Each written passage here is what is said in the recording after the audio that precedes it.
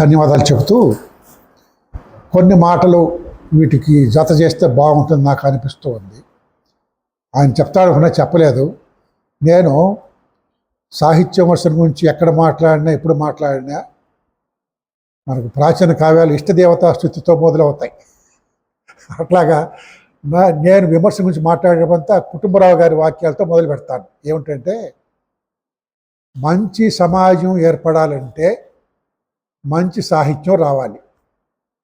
మీరందరూ విమర్శకులు, యువ విమర్శకులు అంతా కూడా నిద్రావస్థలో ఉన్నారు. Zaheer, you are fully involved in sleeping. శుభ్రంగా రూమ్లో పడుకుంటే పోయేది. మంచి సమాజం ఏర్పడాలంటే మంచి సాహిత్యం రావాలి.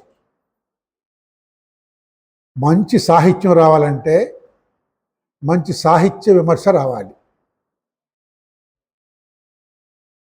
మంచి సాహిత్య విమర్శ రావాలంటే విమర్శ కూడా విమర్శకు గురి కావాలి. ఈ 3 వాక్యాలు వేదాల మీద గౌరవం ఉండేవాళ్ళకి ఉంటే ఉంటుంది. నాకు మాత్రం ఈ 3 వాక్యాలు 3 వేదాలలాగా భావిస్తుంటాను నేను.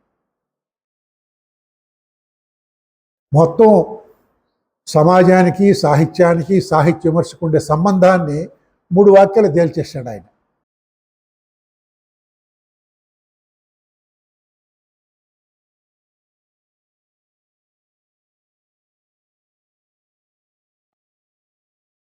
వేదాలు మొదలుకొని పురాణ ఇతిహాసాల నుంచి ఈనాడు దాకా సాహిత్యం గాలిలోంచి పొందలేదు. సమాజం నుంచి పుట్టింది.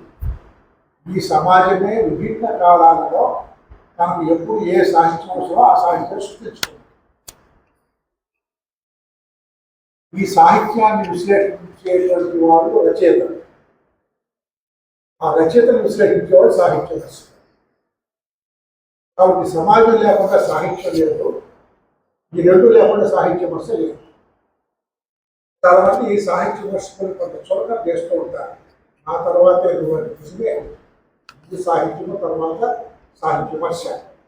కానీ కొన్ని సమయాల్లో సాహిత్య విమర్శ ముందు కూడా ఉంటుంది సాహిత్యం కన్నా. ఎప్పుడు సాహిత్యం అడ్డదారి నొప్పుతూ ఉంటే సాహిత్య విమర్శ వచ్చి మళ్ళా దాన్ని అసలైన దారి పెడుతుంది.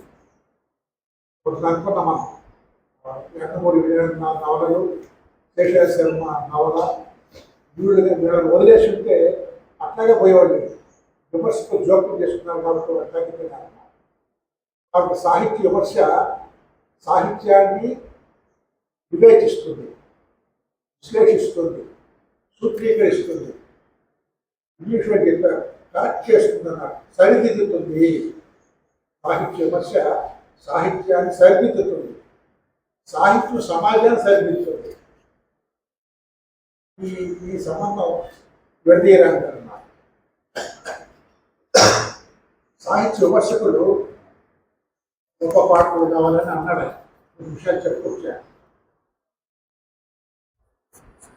ఏమి మ్యాగజిన్ గోర్కి అమ్మ నవల రచయిత మ్యాగజిన్ గోర్కి రష్యాలో ఇలాంటి యువ రచయితలకి ఒక ఉపన్యాసంతో మాట్లాడుతున్నాడు. రచయితలాగా మీరు బాగా చదువుకోండి అని చెప్పాడు. ఒక కార్మికుడు ఒక పరిశ్రమలో ఒక వస్తువు తయారు చేసుకోవడానికి ముందుగా ఆయన ముందు చాక్ పీస్ ఉందనుకోండి, లేదా పెన్సిల్ ఉంది, లేదా పెన్ ఉంది.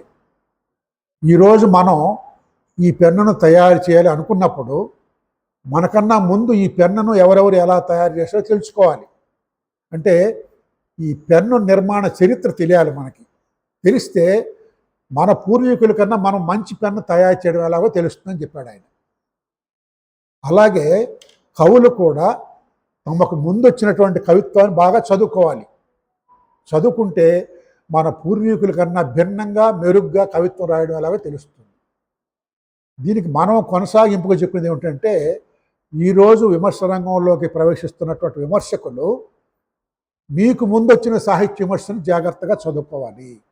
చదువుకుంటే మన పూర్వీకులు ఎలా విమర్శ చేశారు, ఏమేమి విమర్శలు రాశారు, వాళ్ళు చెప్పని దానిని మనకు ఏం మిగిలింది అనేది మనకు తెలుస్తుంది.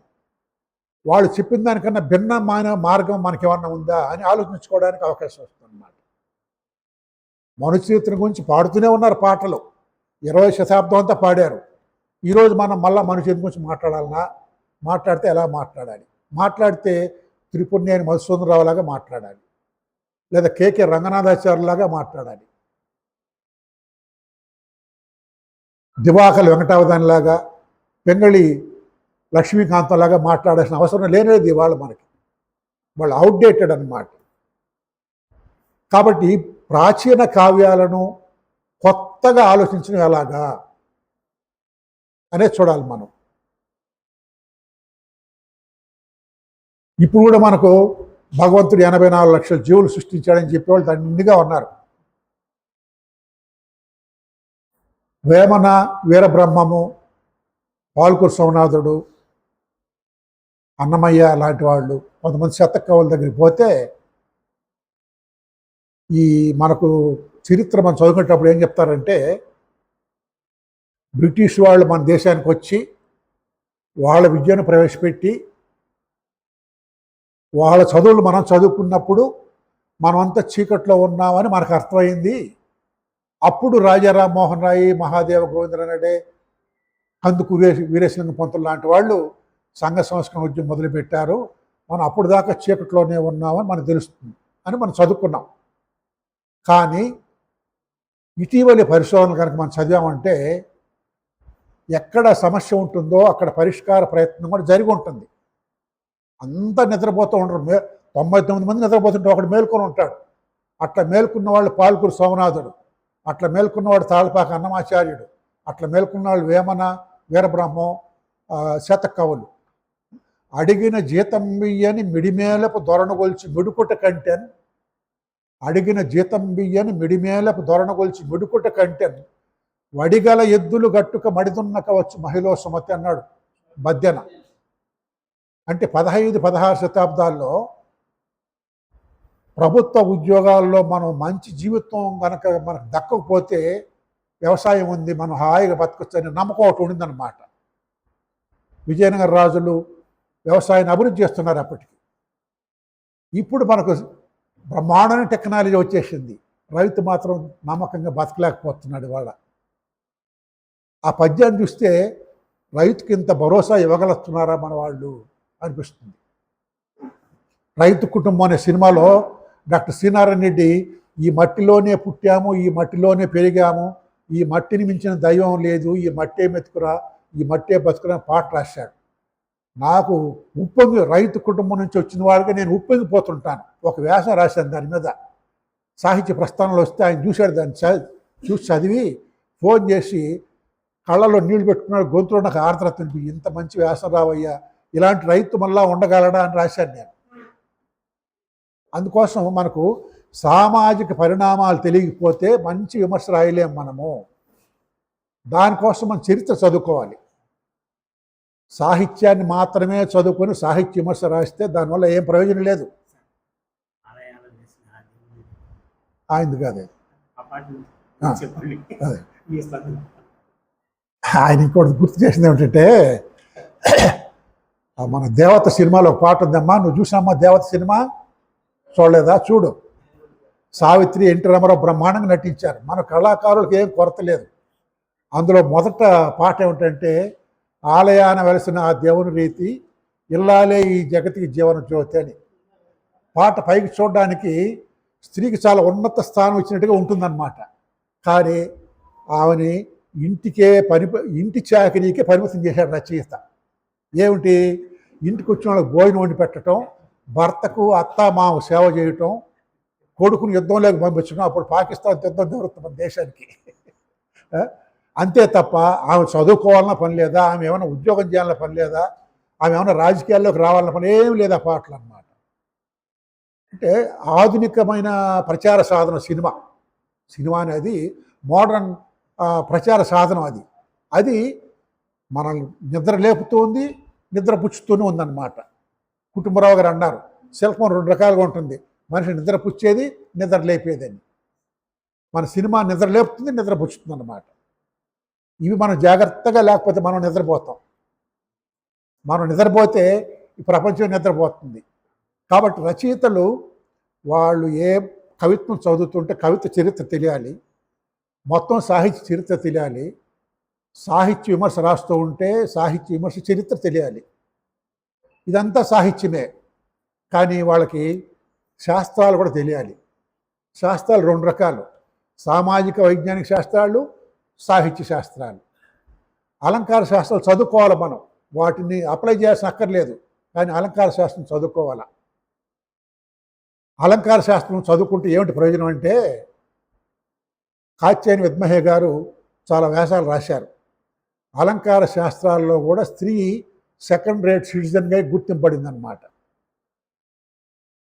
సమాజంలో ఏ స్థానం ఉందో సాహిత్యంలో ఆ స్థానం ఉంది, సాహిత్య శాస్త్రంలో అదే స్థానం ఉంది స్త్రీకి. ఇది తెలుస్తుంది మనకి. అలాగే ఆ అలంకార శాస్త్రాన్ని అన్వయిస్తే మనకి కావ్యం ఏమన్నా అర్థం అవుతుందనే ప్రశ్న మనకు కలుగుతుంది. దానికోసం అలంకార శాస్త్రం చదువుకోవాలి. రెండవది history, economics, political science, sociology, psychology, ఇలాంటి శాస్త్రాలు కూడా చదువుకుంటే, నువ్వు చదువుకున్నావని నేను అడగచ్చు మీరు, కొంతవరకు చదువుకున్నా, అంతా చదువుకోవడం నా వల్ల కాదు కాబట్టి, చదువుకోగలిగితే మన విమర్శ భిన్నంగా ఉంటుంది అని చెప్పడం నా ఉద్దేశం అన్నమాట. ఇప్పుడు మాలపల్లి నవల మీద మనం వ్యాసం రాయాలంటే 1922 నాటి భారతదేశ పరిణామాలు, పల్నాడు ప్రాంతం పరిణామాలు తెలియకపోతే మనం విమర్శ సరిగ్గా రాయలేం. చెప్పచ్చు, కథ చెప్పచ్చు. అనగనగా ఒక మంగళాపురము, అక్కడ రామదాసు ఉండేను, ఆయనకు ఒక కొడుకు ఉండేను, 2 కొడుకులు ఉండేది అని రాయొచ్చు. పెద్ద గీత చిన్న గీత చేయొచ్చు, కానీ విమర్శ రాయలేం.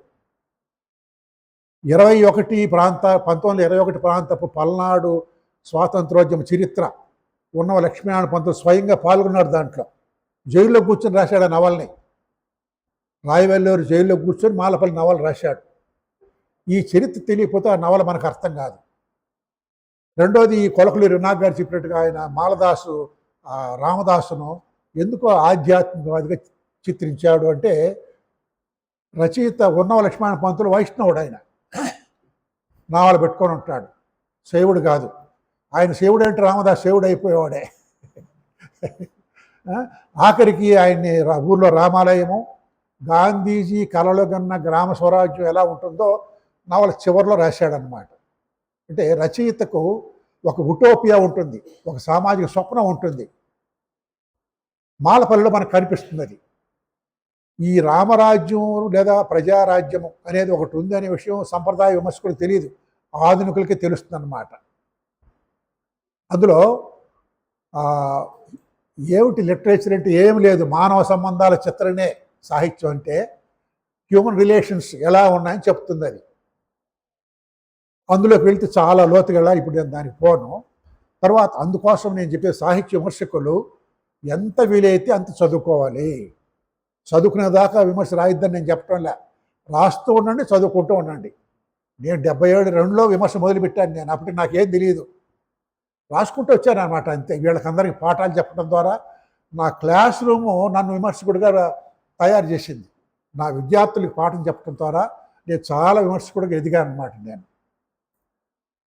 మా గురువుగారు తుమ్మపూడి కోటేశ్వర గారు ప్రతిసారి ఆయన కొత్త విషయాలు చెప్పాలి. ఏం చదువుకున్నావు అంటాడు ఆయన. ఒకసారి పోతన భాగవతం చెప్పాల్సి వచ్చింది పాఠం. నేను అప్పటికి మాకు కొంచెం భక్తుడిగానే ఉన్నారులే, అప్పటికి నాస్తికుడిగా భౌతికవాదిగా మారలేదు. ఆ మొదటి పద్యం ఉంది, శ్రీ కైవల్య పదము చేరుటకునే చింతించదన్ అని ఒక విష్ణు కొన్ని విశేషణాలు వేస్తాడు. గంటసేపు ఆ పద్యం చెప్పిన, ఏం చెప్పాడు నాకు తెలియదు. నేరుగా మా గురువు గారు రూమ్లోకి పోతే ఏమయ్యా నవ్వుతున్నావు అన్నాడు. 1 గంట సేపు ఒక పద్యం చెప్పినా సార్ అన్నాను. నువ్వు అధ్యాపకుడు అయ్యా అన్నాడు ఆయన. ఇటువంటి అనుభవాలు నాకు ఉన్నాయి. కానీ తర్వాత మా గురువు గారిని ధిక్కరించినట్టు వ్యక్తిగతంగా కాదు, భావజాల పరంగా ఈ అనంతపురం నన్ను మార్చిందనమాట. చదువుకోవటం అనేటువంటిది చాలా అవసరం మనిషికి. సాహిత్య విమర్శలకు మరీ ముఖ్యం. రచయితలు ఏమీ చదువుకోకుండా ఒక గేయం రాయొచ్చు, పాట పాడచ్చు, వాళ్ళకున్న అనుభవాలే చెప్పుకొని పోతారు వాళ్ళు. ఆ అనుభవాలను విశ్లేషించాలంటే ఆ అనుభవాలు వెనకున్న సామాజిక చరిత్ర మనకు తెలియాలి. అందుకని నేను 21 నాటి రాజకీయ చరిత్ర తెలియకపోతే మనం మాలపల్లి నవలను విమర్శించలేము. 1892 నాటి విజయనగర ప్రాంతపు జీవితం మనకు తెలియకపోతే కన్యాశుల్క నాటకం అర్థం కాదు. దేశమును ప్రేమించుమన్నా మంచి అన్నది పెంచుమన్నా అని గురజాడ అప్పారావు ఆయన చెప్పాలన్నా మనకు దేశాన్ని ప్రేమించండి మనకు తెలియదు అని అనసు మనకు తెలియదు. మనం ఒక దేశస్తులని మనకు తెలియదు, దేశాన్ని ప్రేమించడం మనకు తెలియదు. బ్రిటిష్ వాడు నేర్పించాడు మనకు, ఒరే మీరంతా భారతీయులరా, మీ దేశాన్ని మీరు ప్రేమించండి అని చెప్పాడు వాడు. దాన్ని గురజాడ అప్పారావు చెప్పాడు. ఏంది దాంట్లో కవిత్వం ఉంది, అది బాలగేయం అన్నారు పండితులు. నిజమే, బాలగేయమే. నువ్వు రాయి. అటజని కాంచె భూమిసురుడు అంబర చుంబి శర జరి పటల ముహుర్ లుముట్ అని రాస్తే కవిత్వం. ఓయమ్మ నీ కుమారుడు మా ఇండ్లను పాలు పెరుగు మన నీడమ్మ అంటే ఇదేముందే కవిత్వం, బాలగేయం అంటారు. సాహిత్య విమర్శకులలో కూడా వర్గ పోరాటం జరుగుతూ ఉంది. సమాజంలో, సాహిత్యంలో, సాహిత్య విమర్శలో కూడా వర్గ పోరాటము, కుల పోరాటము, ప్రాంత పోరాటం జరుగుతూ ఉంది. మనం దాన్ని గుర్తించాలి విమర్శలు అన్నమాట. మనం విమర్శ రాసేటప్పుడు తెలుగులో 75% వస్తువుని గురించే విమర్శ రాస్తూ ఉన్నాం. రచనలో 2 ఉంటాయి, చెప్పే విషయము, చెప్పే విధానం 2 ఉంటాయి. చెప్పే విషయాన్ని వస్తువు అంటాం మనం, చెప్పే విధానాన్ని శిల్పము లేదా రూపము అని అంటాం. ఈ మార్క్సిజం ప్రభావం మనకు పడిన తర్వాత మన పూర్వ పండితులు చేసిన అకృత్యాలు ఏమిటంటే వస్తువు జోలికి పోకుండా జాగ్రత్త చేయడం అన్నమాట. మను చరిత్రలో ఏముందో కాదు, మను చరిత్ర ఎలా ఉంది, భారతంలో ఏముందో కాదు, భారతంలో ఎలా ఉంది, పాత్రలు ఎలా ఉన్నాయి, వర్ణనలు ఎలా ఉన్నాయి. వర్ణనలు బాగా చేస్తారు వాళ్ళు, వర్ణనలు అద్భుతంగా చేస్తారు. నిరజాకరములు నిష్టమే చేసిన భవ్య తపమ్ముల ఫలమనంగా దివ సముఖాభినందిత యగ్మకమ్ములు ప్రాణిదానంగా అని సూర్యుడు ఉదయిస్తుంటే ఎలా ఉన్నాడంటే, రాత్రంతా తామర మొగ్గలు తపస్సు చేస్తే వాటి తపస్సు ఫలించినట్టుగా సూర్యుడు ఉదయించాడట. చక్రవాక పక్షులు రాత్రంతా తిరిగి తిరిగి తిరిగి తెల్లవారుజామున కలుసుకుంటే అవి ఎంత ఆనందం ఉంటాయో అలా ఉన్నాడు సూర్యుడు. 3 వేదాల సారంలాగా ఉన్నాడు సూర్యుడు. 3 మూర్తుల యొక్క సారంలాగా ఉన్నాడట. బ్రహ్మాండ వర్ణం. దాంట్లో అట్లాంటి పద్యము తెలుగులో నాకు ఇంకా రెండోది కనిపించదు. తిక్కన గారి పద్యం అది. కీచకుడు ద్రౌపదిని అవమానించి రోజు రాత్రి, లేకపోతే మళ్ళీ కీచకుడు చంపబడిన రోజు తెల్లారుజామున సూర్యోదయం వర్ణం చేశాడు. అయితే సైన్సు ఈ సూర్యోదయం ఒప్పుకుంటుందా? ఈ సైన్స్కును వేదాలకి, ఆ సూర్యుడికి వేదాలకి ఏం సంబంధం, సూర్యుడికి చక్రవాక పక్షులకి ఏం సంబంధం అంటే, చక్రవాక పక్షులు సూర్యోదయం అయ్యేటప్పుడు కలుసుకుంటాయని చెప్తాం అన్నమాట. అందువల్ల మనం వస్తువు మీద ఎక్కువ కాన్సన్ట్రేషన్ పోయింది ఎప్పుడు 33, 35, 40 తర్వాత అన్నమాట. అప్పుడు దాకా అలంకార శాస్త్రాలే, రసము, వర్ణనలు, అలంకారాలు, చెయ్య, రీతి, పాకము, గుణము, వక్రోక్తి అని ఆ వరుస ఇప్పుడు కూడా కొనసాగుతూనే ఉంది, ఎక్కడే బోలవి. ఈ మధ్యలోనే మార్క్సిస్టులు వచ్చిన తర్వాతనే అరే రచనల్లో మానవ సంబంధాలు ఉన్నాయి, రచనలో జీవితం ఉన్నది, ఈ జీవితం ఫలానా వారిది, ఈ జీవితం ఫలానా కాలానిది అని చెప్పడం మొదలుపెట్టారు. దాంతో మార్క్సిస్టులు అంతా వస్తువుని గురించి చెప్తారండి, శిల్పాన్ని గురించి ఏం చెప్పరు అంటాడు. శిల్పాన్ని గురించి మార్క్సే చెప్పాడు, వస్తువుకు తగిన శిల్పం కాకపోతే అది శిల్పం కాదన్నాడు, శిల్పానికి తగిన వస్తువు కాకపోతే అది వస్తువు కాదు, కళ కాదన్నాడు ఆయన. మార్క్సిస్టులు శిల్పాన్ని కూడా గౌరవిస్తారు. వల్లంపాటి వెంకట సుబ్బయ్య నవలా శిల్పము, కథాశిల్పము, విమర్శా శిల్పం గ్రంథాలు రాశాడు. మనము సరే ఒక వ్యాసంలో ఇవన్నీ చెప్పడం ఒక కష్టయుక్తి కావచ్చు. విమర్శకులు గ్రహించాల్సిన విషయం ఏంటంటే, నేను ఈ నవలలో వస్తువుని గురించి విశ్లేషించాలనా, శిల్పాన్ని గురించి విశ్లేషించాలనా, రెండూ విశ్లేషించాలనా, రెండూ చెప్పగలిగితేనే బాగుంటుంది. సరే వస్తువు చెప్పచ్చు, కేవలం శిల్పాన్ని గురించి మాట్లాడితే మాత్రం లాభం లేదు.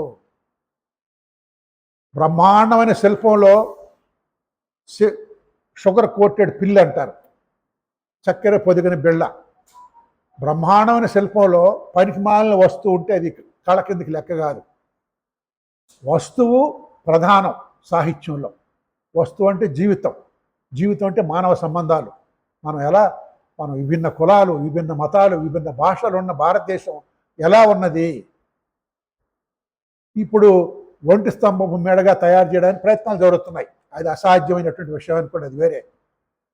ఈ మానవ సంబంధాలని రచయిత ఎలా అర్థం చేసుకున్నాడు, ఎలా చిత్రించాడు. నన్నయ్య ఏ స్త్రీని కూడా ఎవరు నువ్వు అనడు, ఎవరు నువ్వు అనడు, ఎవరి దానవు అంటాడు. తేడా తెలిసిందాయన మీకు? ఎవరి దానవు, ఎవరు అనడానికి ఎంత తేడా ఉంది.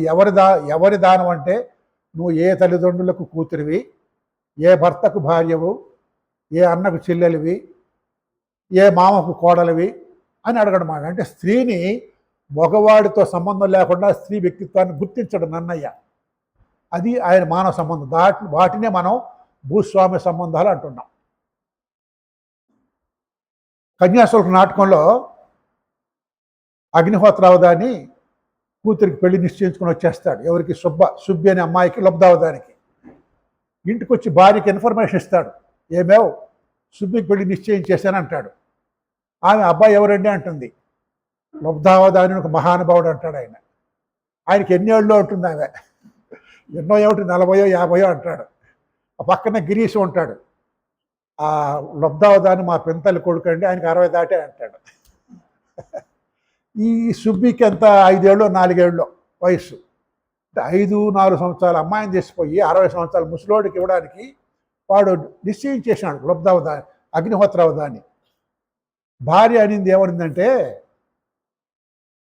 నన్ను అడగకుండా పెళ్ళి ఎందుకు నిశ్చయించావును అనింది ఆమె. నన్ను అడగకుండా పెళ్ళి ఎందుకు నిశ్చయించావు అనింది. వాడు ఎంత దుర్మార్గుడంటే, ఆడమండలతోనే ఆలోచన అంటాడు. ఆడమండలను అడిగి నేను నిశ్చయించాలని అంటాడు వాడు. భూస్వామి అంటే వాడే. 19వ శతాబ్దం చివరిలో ఉన్నాడు వాడు. ఇప్పటికి కూడా ఉన్నాడులే. మనకు ఇవన్నీ ఎలా తెలుస్తాయి? సామాజిక శాస్త్రాలు చదువుకుంటూ తెలుస్తాయి. Human relations, history of human relations sociology తెలియాలి మనకన్నమాట. గాంధారికి పెళ్లి చేశాడు వాళ్ళ నాయన. ఆమె చాలా అందగత్తే. ధృతరాష్ట్రుడు కళ్ళు లేవు. ఈ భీష్ముడు ఏం చేశాడు? పెద్ద మనుషులు పంపించాడు. ఒరే, మీరు పోయి ఆ గాంధారిని మాట్లాడుకొని రండి, ఆమెకు 100 మంది కొడుకులు పుడతారని వారం ఉంది, మనవాడికి ఈ కౌరవ వంశం నాశనం అయిపోతాను, పుట్టి చచ్చిపోతున్నారు అంటే వాళ్ళు పోయారు ఆడికి. ధృతరాష్ట్రుడు తరఫున కొంతమంది పెద్ద మనుషులు గాంధారి తండ్రి దగ్గర పోయి, అయ్యా మేము భీష్ముడు పంపిస్తే వచ్చాము, మీ గాంధారిని మా అబ్బాయి ధృతరాష్ట్రుడికి ఇవ్వమన్నారు అంటే ఇచ్చిన అనుభవం అన్నాడు ఆయన. ఇచ్చేసి అనుభవం అన్నాడు. ఆ చుట్టూ ఉన్నవాళ్ళు, అదేందయ్యా మన గాంధారి చాలా అందంగా ఉంటుంది, ఆమె కళ్ళు చూడాలంటే చాలా ముచ్చటగా ఉంటాయి, ధృతరాష్ట్రుడి కళ్ళు లేవు, ఇట్ట రాజేమో ఇచ్చేసాను బాగుంటున్నాడు ఏమిటని లోపల అనుకున్నారంట. బయటకి ఇవ్వడంలా గుజగుజులు పోయిరంటాడు. అప్పుడు ఆమె గాంధారి, నా భర్తకు కళ్ళు లేవు కాబట్టి నేను నాకు కూడా కళ్ళు అక్కర్లేదు, గంతలు కట్టుకున్నాను. ఇది విశ్వనాథ సత్యనారాయణ విమర్శకుడు కదా ఆయన. ఇది చాలా గొప్ప కథాకథనమో అంటాడు ఆయన. దీనికి మించిన కథ ఏమీ లేదంటాడు. ఎందుకంటే రాజును ప్రశ్నించడానికి వీళ్ళెవరు? రాజు నిర్ణయించాడు, అయిపోయింది అంటాడు. అంటే ప్రశ్నను ఆమోదించాడు విశ్వనాథ సత్యనారాయణ. భూస్వామి మనస్తత్వం అంటే అది. ఆయన గొప్ప శిల్పజ్ఞాని విశ్వనాథ సత్యనారాయణ, కానీ భావజాలంలో భూస్వామి మనస్తత్వం మాట అయింది. గాంధారి పెళ్లి దగ్గర గాంధారి ప్రశ్నించలేదు, గాంధారి తల్లి ప్రశ్నించలేదు. బుచ్చమ్మ సుబ్బమ్మ పెళ్లి దగ్గర ఆ అమ్మాయి తల్లి వెంకమ్మ ప్రశ్నించింది, నన్ను నడకుండా పెళ్ళి ఎందుకు నిశ్చయించావని. వాడు తన్ని వదిలేశాడు, నీతో నేను మాట్లాడేది తోసేసాడు వాడు. వీళ్ళిద్దరు భూస్వాములు. ఇంకొంచెం వెనక్కి వస్తే శ్రీపాద సుబ్రహ్మణ్య శాస్త్రి, మా వాడు కలందరికి చాలా ఇష్టమైన రచయిత, ఆయన ఫోటో పెట్టుకొని ఉంటాడు ఆయన. ఆయన కొత్త చూపు అని కథ రాశాడు. 1948 డిసెంబర్లో వచ్చింది, స్వాతంత్ర్యం వచ్చిన కొత్తల్లో వచ్చింది. అందులో ఒక అమ్మాయి పెళ్లి చూపులు. సరే వాళ్ళు ఎవరో వస్తారు, కూర్చుంటారు. ఈ పెళ్లి కూతురు లోపల ఉంటుంది. ఆ మంచి ఎక్సర్సైజ్ చేసి అంత మోడర్న్ గర్ల్ అనమాట ఆమె. సరే ఆ అమ్మాయిని తీసుకుని కూర్చొని పెడతారు, లేకపోతే తలుపు దగ్గర ఉంటుంది. వీళ్ళు పెళ్లి కొడుకు తరఫున వచ్చిన వాళ్ళు ఎవరెవరికి ఏం కావాలో అడుగుతుంటారు. అంటే పెళ్లి కొడుకుకి ఏం కావాలి, పెళ్లి కొడుకు తల్లికి ఏం కావాలి, తండ్రికి ఏం కావాలి, వాళ్ళ తాతకి ఏం కావాలి, వాళ్ళ అవ్వకి ఏం కావాలి చెప్తాడు, లిస్ట్ ఇస్తుంటారు అన్నమాట. ఆఖరికి పెళ్లి కొడుకు వచ్చి వాడు సిగరెట్లు తాగుతాడట. సిగరెట్లు పెట్టుకునే కేసు కూడా బంగారుది కావాలంటాడు వాడు. సిగరెట్ కేసు బంగారుది కావాలంటాడు. అమ్మాయి తలుపు నెట్టుకొని వస్తుంది, వీళ్ళ దగ్గరికి వస్తుంది. వచ్చాడు బెత్తరపోతాడు, ఏదో పిలవనే వచ్చిందని చెప్పేసి. వచ్చి అమ్మాయిని పైకి లేపి రైలే పైకి లేవాయను అంటుంది.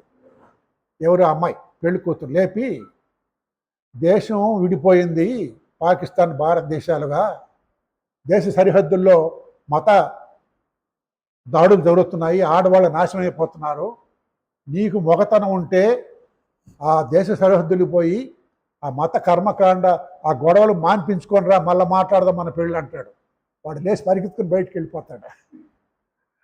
అప్పుడు ఆ అమ్మాయి ఏముంటుందంటే, తాతయ్య నువ్వు ఇంకా ఎంతకాలం మాకు మీరే పెళ్ళిళ్ళు నిర్ణయిస్తారా, మాకు తెలియలేదా, మా పెళ్ళిని మేము నిర్ణయించుకోలేమా, మా భర్తలు మేము నిర్ణయించుకోలేమా అంటుంది. మిత్రులారా, ఈ 3 ఉదాహరణలు చూశారు కదా. గాంధారి పెళ్లిలో ఎవడో ప్రశ్నించలా, కన్యాశుల్క నాటకంలో తల్లి ప్రశ్నించింది, కొత్త చూపు కథలో అమ్మాయి ప్రశ్నించేసింది అన్నమాట. సమాజం మారింది. మీకు సామాజిక పరిణామాలు తెలియకపోతే ఈ కథే ఆ కథ అన్నమాట. అందుకోసం సాహిత్య విమర్శకుడు గొప్ప పాఠకుడు కావాలి అనుకున్నాను. ఇలాంటి విషయాలు మనకి ఇంకా చాలా ఉన్నాయి, నేనే చెప్పుకోవచ్చు. ఇప్పుడు మా ఈశ్వరరెడ్డి గారు ఏమన్నా ప్రకటన చేస్తారా? ఇప్పుడు దాకా జరిగినటువంటి ఈ 4 పాఠాలు, వీటి మీద మీకు ఏమైనా ప్రశ్నలు ఉంటే అడగండి.